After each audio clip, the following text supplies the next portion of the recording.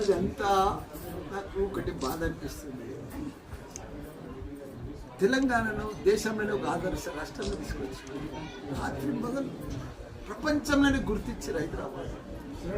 అలాంటి ముఖ్యమంత్రిని పట్టుకొని ఫోన్ ట్యాపింగ్ అని సిట్ అని పోలీసుల మధ్యలో అది పెడితే ఒక గొప్ప మహాత్ముడు తెలంగాణకి.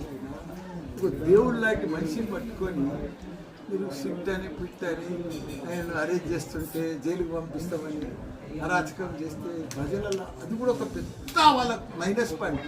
వాళ్ళకి తెలుస్తలేదు. గడికి వీళ్ళు సిట్టుకు పిలిస్తే వాళ్ళు ఏమంటారు, గొప్ప అనుకుంటారు.